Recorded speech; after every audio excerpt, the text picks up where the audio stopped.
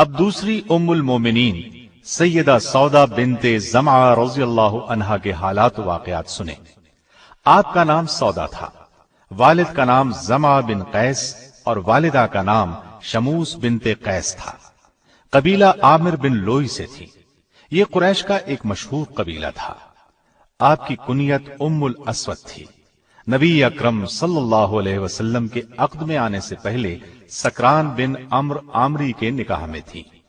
سکران ان کے والد کے چچا زاد بھائی تھے۔ ابتدا ہی میں مسلمان ہوئی۔ ان کے شوہر نے بھی اسلام قبول کیا۔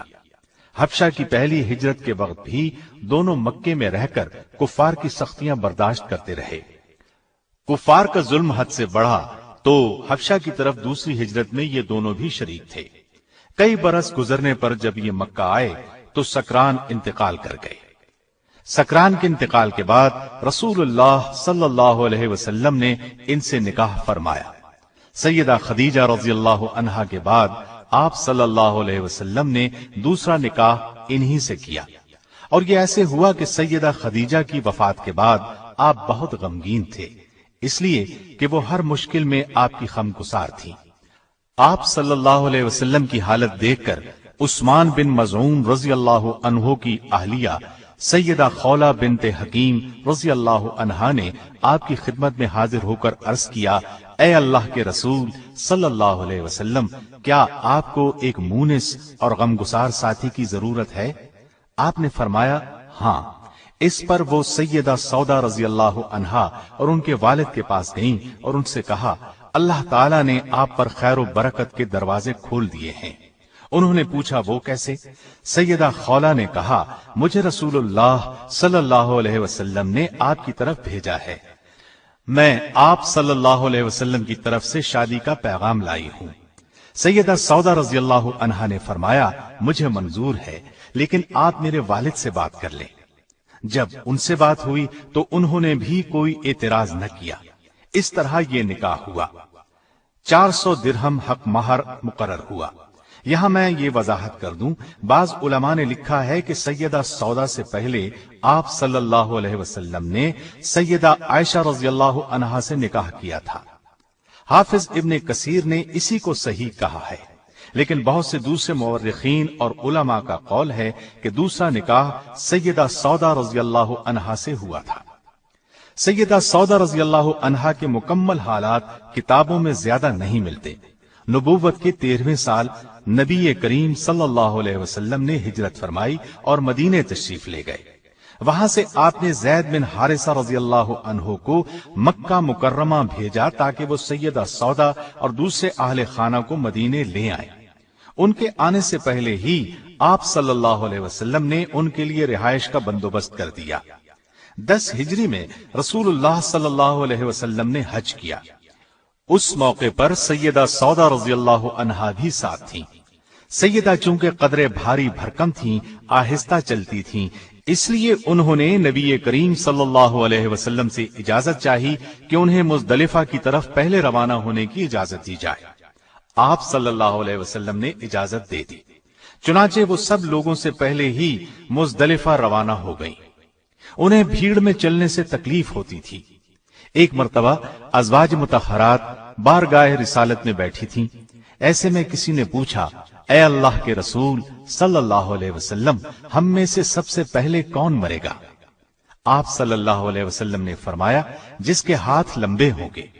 ازواج مطہرات نے اس بات کے ظاہری معنی لیے اور آپس میں ہاتھ ناپنے لگی۔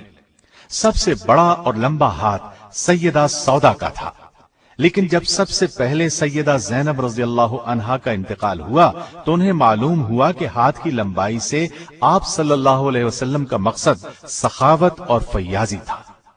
طبقات ابن سعد کی روایت کے مطابق آپ کا انتقال خلافت امیر معاویہ رضی اللہ عنہ کے دور میں ہوا۔ ایک روایت یہ بھی ہے کہ سیدنا عمر رضی اللہ عنہ کے دور خلافت میں انتقال ہوا۔ آپ کے ہاں آپ کے پہلے خاوند سکران سے ایک فرزند پیدا ہوئے تھے، ان کا نام عبد الرحمن تھا۔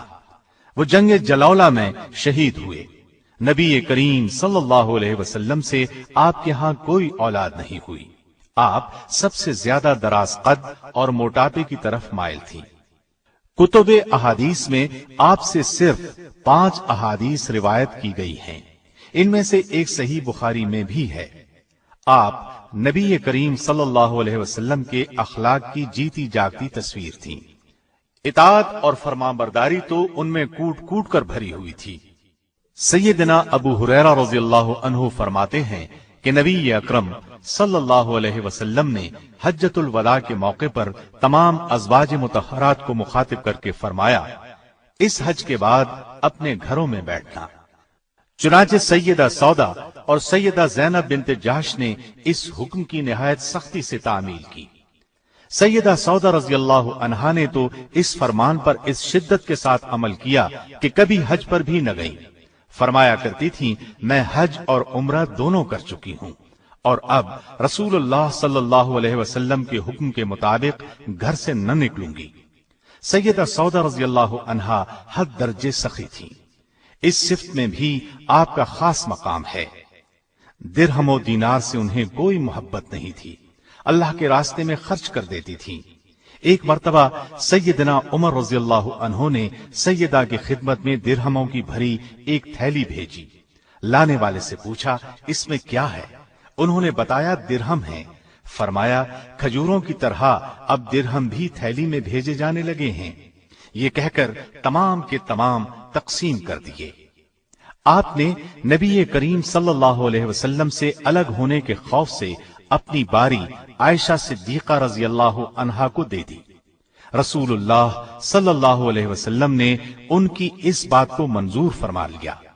और अगर किसी औरत को अपने खावन की तरफ से ज्यादती या बेरगबती का अंदेशा हो तो मियां बीवी पर कुछ गुनाह नहीं कि आपस में किसी चीज पर सुलह कर लें, और सुलह बेहतर चीज है।